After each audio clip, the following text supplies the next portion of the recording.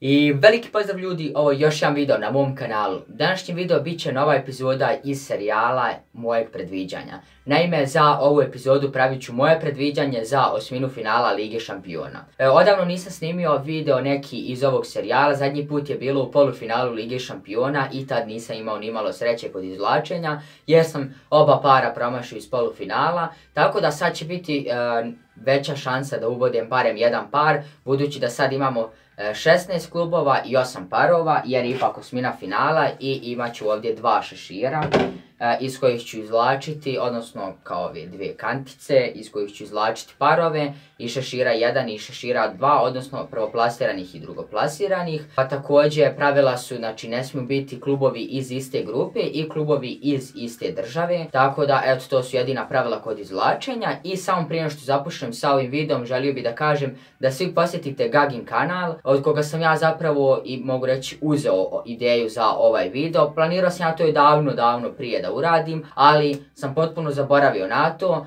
pa sam vidio od Gage, pitao sam ga fino na Instagramu da li mogu da koristim, odnosno da i ja snimim tako neki video. On mi je dozvolio i kao zahvalnost svi posjetite njegov kanal i on će snimiti također njegovo izvlačenje za osminu finala, tako da vidjet ćemo ko će imati više sreće, ja ili on. A sad možemo da pređemo na ovaj video.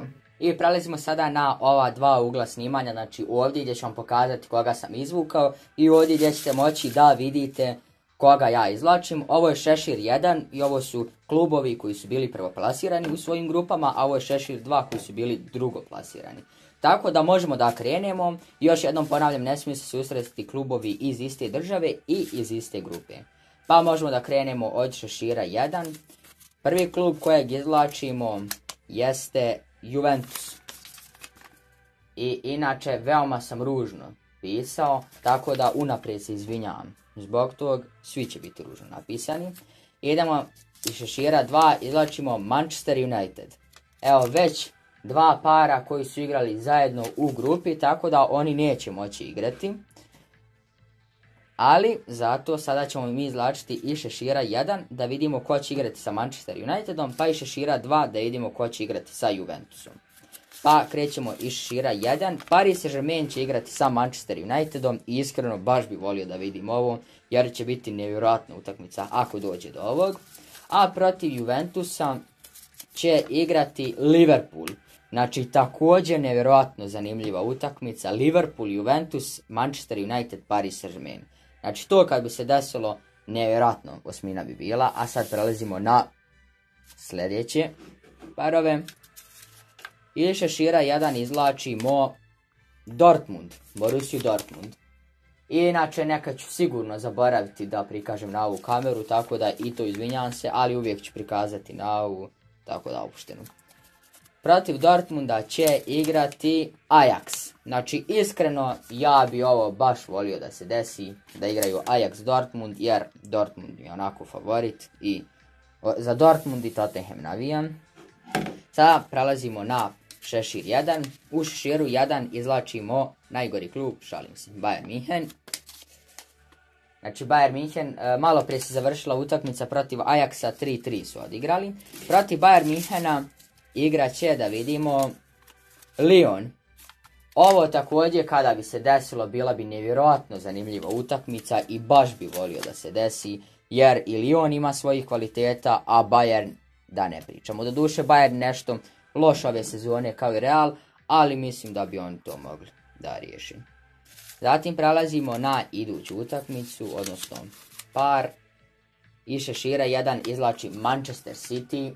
Znači evo sami možete da vidite koliko sam ja to ružno pisao, ali iskreno nisam se ni trudio. I iz drugog šešira izvlačimo Romu. Evo pogledajte. Manchester City Roma, još jedna utakmica koja je bila nevjerojatna u osmini finala. Ja bi baš volio da se ovako desi, kao što govorim. Zatim idući tim je Barcelona. Iskreno ja smatram da će Barcelona osvojiti ovu Ligu šampiona, iako nisam neki ljubitelj Barcelone, imaju najveće šanse da osvoje. A protiv njih će igrati Tottenham, ali Tottenham kao što znate je bio s njima u grupi, tako da ne mogu da se susretnu. A da imamo ko će igrati sa Tottenhamom i šešira 1, igrat će Porto, znači ovo sam želio i baš bi volio da se ovako desi, da Tottenham dobije Porto, a da ima ko će protiv Barcelone igrati, to je Schalke. Znači, ovo bi bio prelagan posao za Barcelonu po mom mišljenju i baš bi mekano prošli.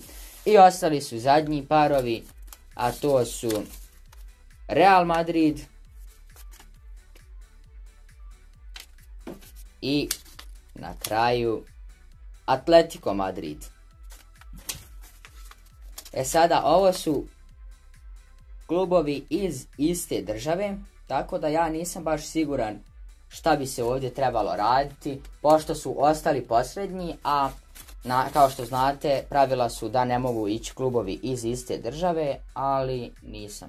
Tako da nema veze, nisam baš siguran šta se dešava u ovim situacijama kada izvučem klubove iz iste države, kao što možete da vidite, to su Atletico Madrid i Real Madrid, tako da ostavit ću ja njih da oni tako igraju. Pa sad vi mi pišite u komentare šta se dešava u ovim situacijama ako dođe do ovih situacija. Bitno je da ja nisam izvukao klubove koji su igrali u istoj grupi, a ovo mislim da možda i može da prođe, tako da izvinjavam se ako sam pogriješio. I također na ekranu ćete upravo moći da vidite sve parove koje sam izvukao.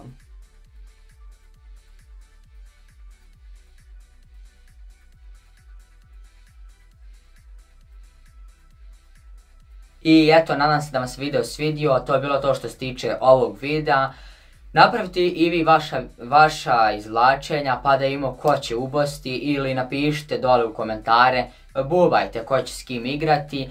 Također sada, znači kao što možete da vidite, odnosno kao što ste mogli da vidite koga sam sve izvukao, pišite vaša predviđanja dole u komentare.